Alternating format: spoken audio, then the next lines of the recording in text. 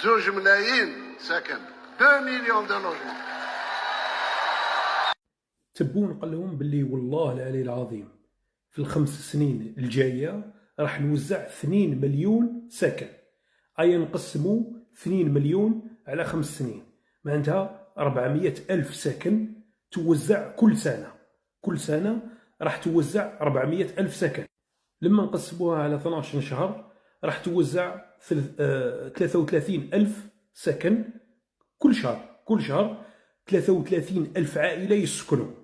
تخيل نتايا 33 ألف، ماشي 33 ألف، ماشي 33 بنادم، 33 ألف بنادم يسكنوا كل شهر في عهدة تبون.